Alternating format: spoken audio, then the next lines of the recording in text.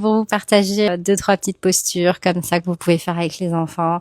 Et en même temps, ça vous fait un moment de détente pour vous qui est vraiment chouette. Et donc là, l'idée, c'est que je ramène Jean un petit peu en avant et moi avec mon poids un petit peu en arrière. Et donc, respire bien. Inspire et expire. Voilà. Et voilà, après il me prend moi et c'est la même pour moi. On met le dos au mieux à plat qu'on peut, mais quand on n'a pas beaucoup de souplesse, on fait ce qu'on peut. On laisse retomber son corps en avant. Et voilà, il me tire un petit peu pour m'aider. Et on peut rester, là on va pas rester aussi longtemps parce que c'est la vidéo, mais on peut rester 30 secondes. Rester 30 secondes dans une posture, c'est vachement bien. Du coup, ça permet d'avoir un vrai relâchement. Allez, on va relâcher. On va faire le chat. Donc on est à 4 pattes, on a bien les bras en face des épaules.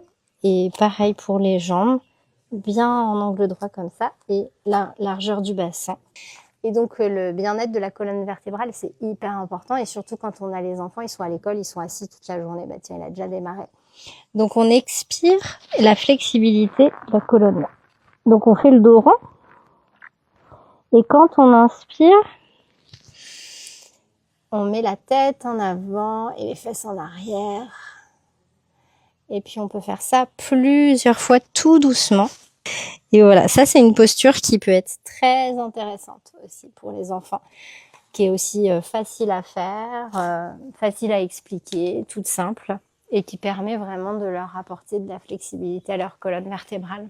Et aussi pour les hanches, on se met à faire le papillon comme ça, donc on met nos mains sur nos pieds, donc voilà, on n'est pas dans la performance, hein, dans le truc de faire le truc parfait. Ce qui est posture, on va là où notre corps il peut aller, voilà, et ça ouvre les hanches et le bassin, et ça c'est un excellent exercice aussi. Ça va faire du bien aussi, on peut le faire une 30aine de secondes, voilà. Petite dernière que vous pouvez avoir en tips aussi, c'est la posture de l'enfant. Donc on met, vous voyez, nos jambes comme ça écartées. Donc l'idée c'est de déposer nos fesses sur l'arrière. Alors des fois c'est possible, des fois ça l'est pas. Là ça l'est pas. Moi c'est possible mais j'ai l'habitude d'en faire. Et donc on met les bras en avant. Pareil, et on reste comme ça et on respire tranquillement.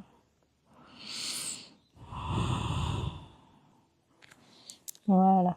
De faire un petit peu de yoga et d'exercice comme ça, un petit peu tous les jours, qu'est-ce que ça a changé pour toi? Ça me fait beaucoup de bien au corps.